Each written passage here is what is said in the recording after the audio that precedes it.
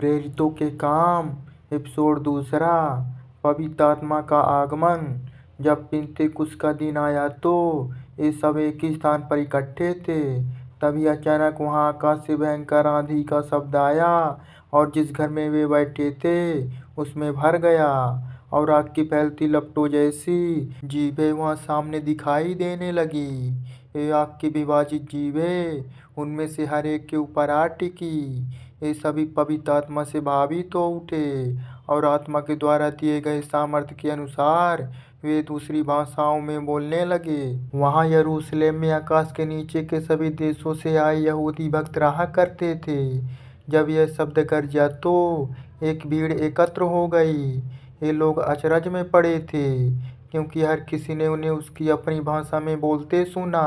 वे आश्चर्य में भरकर विस्मय के साथ बोले, ये बोलने वाले सभी लोग क्या गलीली नहीं हैं? फिर हम में से हर एक उन्हें हमारी अपनी मातृभाषा में बोलते हुए कैसे सुन रहा है? वहाँ पारथी, मोदी और एलामी, मेसोपोटामिया के निवासी, यहूदिया और कप्पादोकिया, पुन्तुस और एशिया, फ्रूगिया और पंफूलिया, मिस्र और साइरीन नगर के निकट लिबिया के कुछ प्रदेशों के लोग, रोम से आए यात्री जिनमें जन्मजात यहूदी और यहूदी धर्म ग्रहण करने वाले लोग, क्रेती तथा अरब के रहने वाले हमारी अपनी मातृभाषा में बोलते हुए कैसे सुन रहा है? वहाँ पारथी, मेदी और एलामी, मेसोपोटामिया के निवासी, यहूदिया और कप्पादोकिया, पुन्तुस और एशिया, फ्रूगिया और पंफूलिया, मिस्र और साइरीन नगर के निकट लिबिया के कुछ प्रदेशों के लोग, रोम से आए यात्री जिनमें जन्मजात यहूदी और यहूदी धर्म ग्रहण करने वाले लोग, क्रेती तथा अरब के रहने वाले, हम सब परमेश्वर के आश्चर्यपूर्ण कर्मों को अपनी अपनी भाषाओं में सुन रहे हैं। वे सब विस्मय में पड़कर भौचक्के हो आपस में पूछ रहे थे, यह सब क्या हो रहा है? किंतु दूसरे लोगों ने प्रेरितों का उपहास करते हुए कहा, ये सब कुछ ज्यादा ही नई दाखरस चढ़ा गए हैं। पतरस का संबोधन।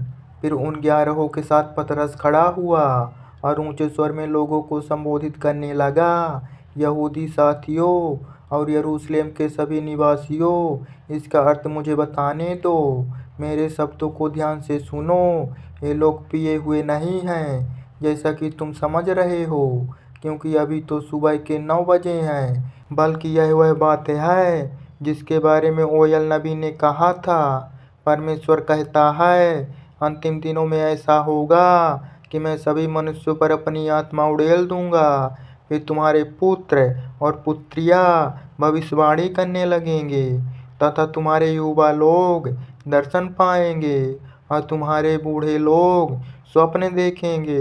हाँ, उन दिनों में मैं अपने सेवकों और सेविकाओं पर अपनी आत्मा उड़ेल दूंगा और ये भविष्यवाणी करेंगे।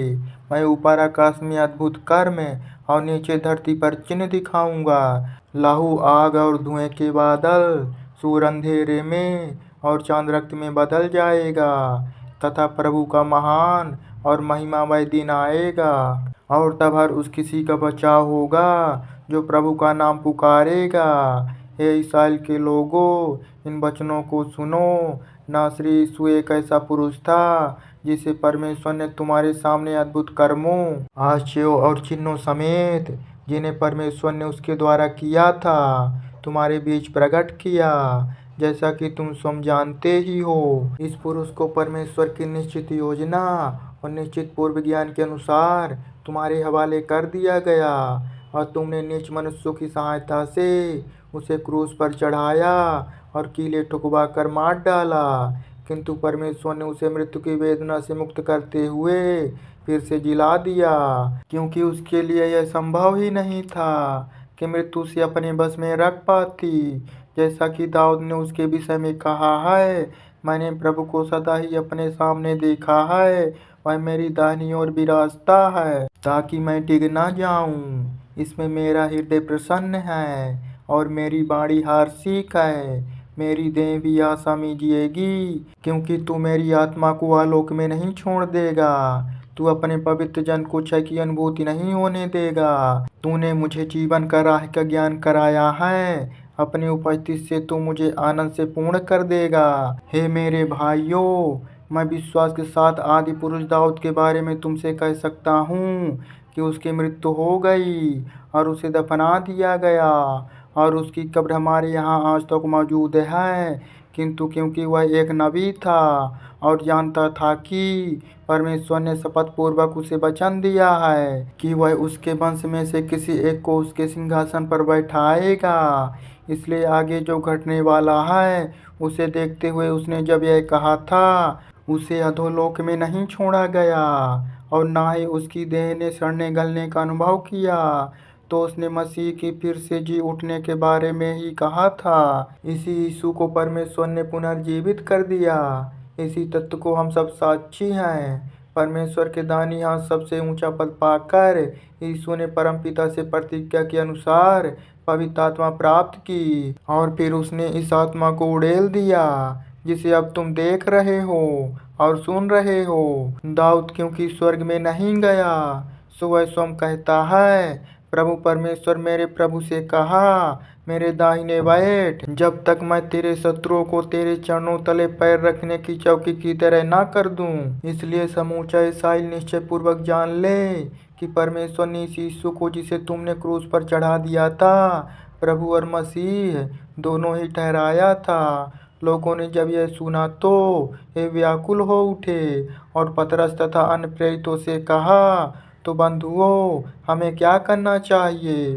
पतरस ने उनसे कहा, मन फिराओ और अपने पापों की क्षमा पाने के लिए तुम में से हर एक को यीशु मसीह के नाम से बपतिस्मा लेना चाहिए। फिर तुम पवित्र आत्मा का उपहार पा जाओगे, क्योंकि यह प्रतिज्ञा तुम्हारे लिए, तुम्हारी संतानों के लिए और उन सब के लिए है जो बहुत दूर स्थित हैं। यह प्रतिज्ञा उन सब के लिए है जिन्हें हमारा प्रभु परमेश्वर को अपने पास बुलाता है। और बहुत से वचनों द्वारा उसने उन्हें चेतावनी दी और आग्रह के साथ उनसे कहा, इस कुटिल पीढ़ी से अपने आप को बचाए रखो। सो जिन्होंने उसके संदेश को ग्रहण किया उन्हें बपतिस्मा दिया गया। इस प्रकार उस दिन उनके समूह में कोई 3000 व्यक्ति और जुड़ गए। विश्वासियों का साझा जीवन, जिन्होंने प्रेरितों के उपदेश, संगत, रोटी के तोड़ने और प्रार्थनाओं के प्रति अपने आप को समर्पित कर दिया।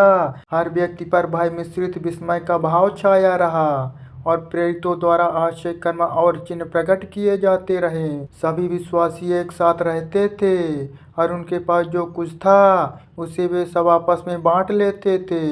उन्होंने अपने सभी वस्तुएं और संपत्ति बेच डाली और जिस किसी को आवश्यकता थी उन सब में उसे बांट दिया। मंदिर में एक समूह के रूप में वे हर दिन मिलते जुलते रहे। वे अपने घरों में रोटी को विभाजित करते और उदार मन से आनंद के साथ मिलजुल कर खाते। सभी लोगों की श्रद्धा बनाव का आनंद लेते हुए वे प्रभु की स्तुति करते और प्रतिदिन परमेश्वर जिन्हें उद्धार मिल जाता उन्हें उनके दिल में और जोड़ देता।